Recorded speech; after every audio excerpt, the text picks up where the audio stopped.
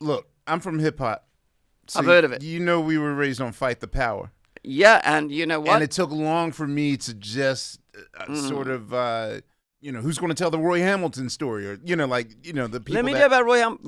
By the way, listen, I am not here to defend Elvis. I was very quiet about it in the making of the film because I dealt with it in a very cold, mechanical way. Because I felt, let me tell this story. Let the story speak for itself. Yes. Yeah. But I can now tell you, I mean, look, I got all respect for Fight the Power, but the artist that said that line in that song has come on and said, well, I just said that. Yes, right? I know. And I can now tell you, I have been with enough black artists, people from the community, done the work, la, la, la. If there's one thing Elvis Presley, look, there's this woman, still one of the great sweets still alive, sent me a beautiful message. But the year before, there was a singer whose daughter's name was Whitney Houston. And when Whitney met Elvis, she just went like, you know what? He walk in the room, you don't say hello, Mr. Elvis, you just stare.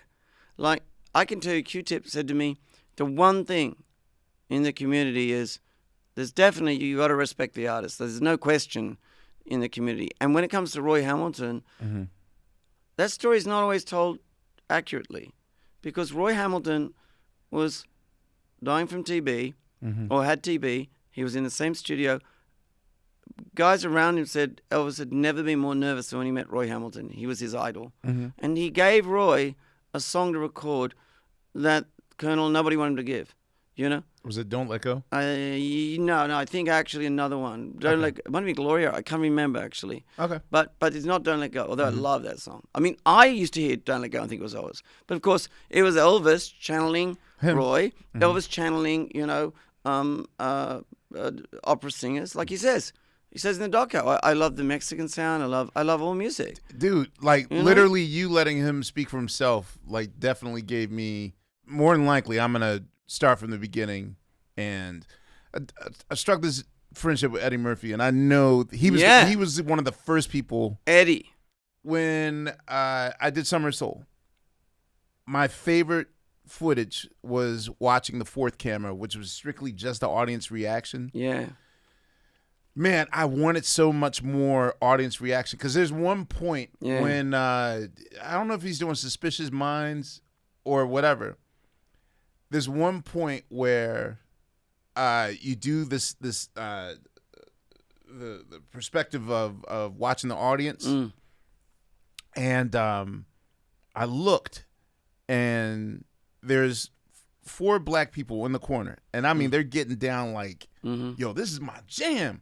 And I was gobsmacked. I was like, wow, but just to watch the audience reaction to him, to me, was one of the most fascinating, revelatory. No question about it. And it's almost like the spectrum of every type of person in that audience. Yes. Husbands sitting there because their wives are like da da da da. Like literally every spectrum of life is captivated by this.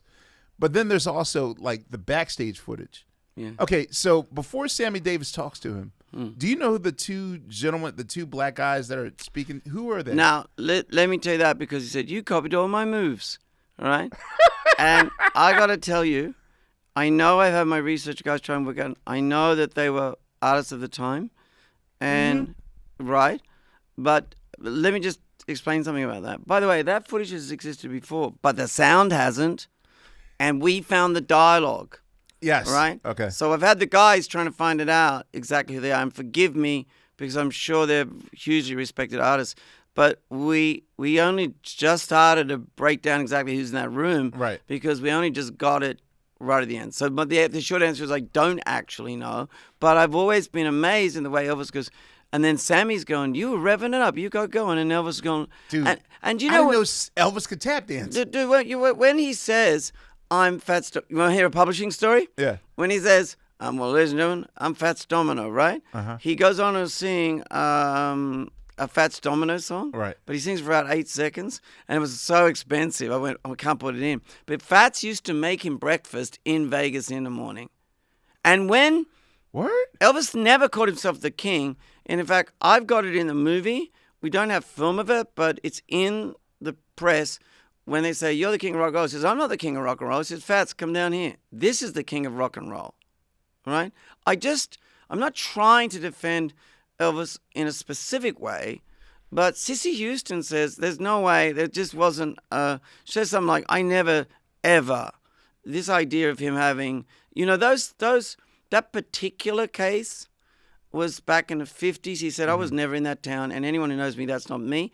And you want my theory? There was a lot of extremists trying to separate Elvis from the black community. They were trying to, and I think that's where that came from. But that's just my theory. The one thing I can tell, I've tried to be the devil's advocate. Yeah. But it's the opposite.